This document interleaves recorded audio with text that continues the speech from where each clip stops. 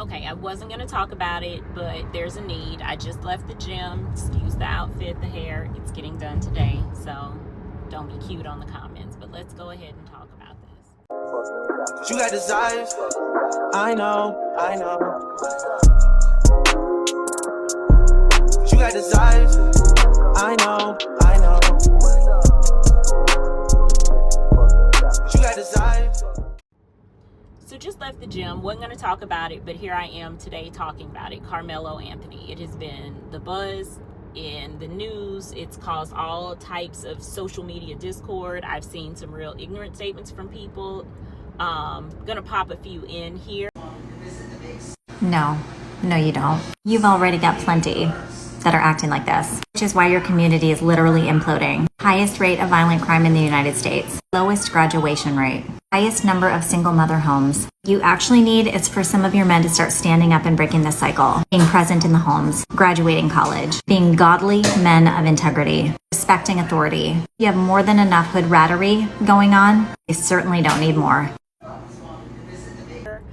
But from my understanding of what happened, Mr. Anthony acted in self-defense with a device that he used to sharpen his cleats. He was sitting under a tent and was asked to move, then was hit by one of the twins, Austin and his brother, I guess attempted to jump on Mr. Anthony, and then it led to the demise of Mr. Austin. He told him, see what happens, touch me and see what happens. When you warn somebody and tell them, do it and see what happens, leave people the fuck alone. But unfortunately, our society does not know what that means because we aren't raising people to live within boundaries. If this young man was sitting under a tent and wasn't bothering anybody, I don't know who made them think it was okay for them to say, you know what, we're gonna move him forcefully. We're gonna make him move. But it didn't go the way that you thought. You caught the short end of the stick. Now you're mad that he has been released because evidence has been released to justify this is self-defense. It's stand your ground. You remember when everybody was saying George Zimmerman was standing his ground against a child. Well, this is what happened because it was two of them against this young boy. These are known bullies. They come from a family history of obviously a daddy that is a criminal.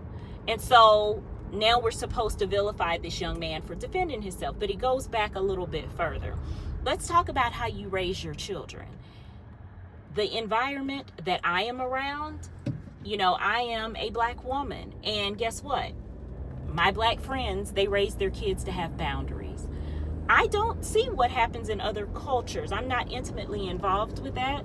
I have a few white girlfriends, and I know that they institute boundaries with their kids. But for the most part, there are kids that I see in my neighborhood that I live around that have no boundaries. Nobody has enforced anything or instilled any boundaries or rules for them. They are allowed to do whatever they want. They go in people's yards. They pull up their grass. They start digging, leaving their toys in other people's yards. No one corrects them. And the problem here is the parents because they're being raised. Children don't know any better unless they are corrected, and the parents are not correcting. But here comes the problem.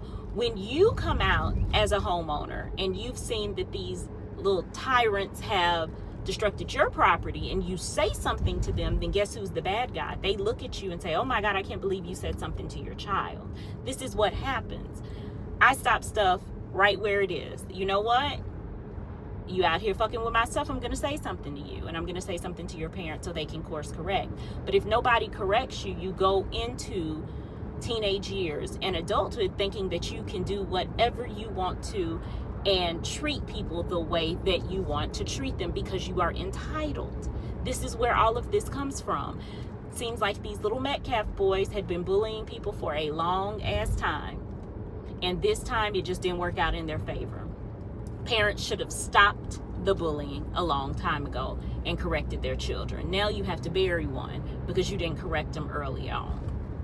Yeah, it's unfortunate, and I'm not saying, I'm happy that somebody has lost their life. Thoughts and tariffs to them.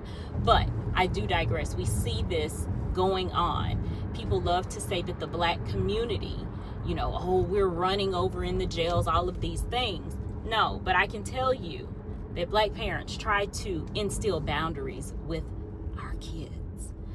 we try and tell them you can't do what you want because having a skin tone, we know we don't have the same protection that other people do. So I would hope that this is a lesson for everyone to instill some boundaries into your children, and you can't put your hands on people whenever you want to, just like Brianna and Savannah. I made a video about that. But guess what? What happened is Savannah kept antagonizing and kept on antagonizing, and then when she got popped, it was a problem. But is it though? Leave people alone.